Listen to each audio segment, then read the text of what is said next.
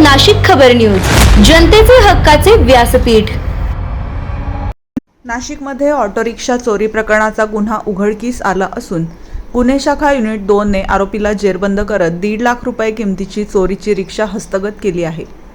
उपनगर परिसरातील नंदनवन garden society येथून 22 जानेवारी 2026 रोजी ही रिक्षा चोरीला गेली होती।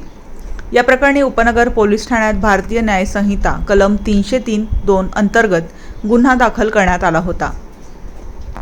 या गुन्ह्याचा समांतर तपास करत असताना गुन्हे शाखा युनिट 2 ला गुप्त माहिती मिळाली की एक संशयित इसम विना नंबर प्लेटची चोरीची रिक्षा घेऊन पाथर्डी फाटा येथे परिसरात येणार आहे।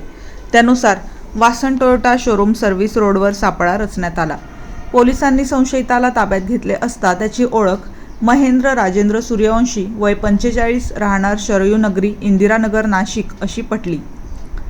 त्याच्या ताब्यातून 1,50,000 रुपये किमतीची चोरीची ऑटो रिक्षा जप्त करण्यात आली। चौकशीत आरोपीने रिक्षा चोरीची कबुली दिल्यानंतर उपनगर पोलीस ठाण्यातील गुन्हा उघडकीस आला। आरोपी आणि जप्त मुद्देमाल पुढील कारवाईसाठी उपनगर पोलिसांच्या ताब्यात देण्यात आला आहे। ही कारवाई पोलीस आयुक्त संदीप कर्णिक, पोलीस उपायुक्त किरण कुमार चव्हाण आणि सहाय्यक पोलीस आयुक्त संदीप मिटके यांच्या मार्गदर्शनाखाली करण्यात आली।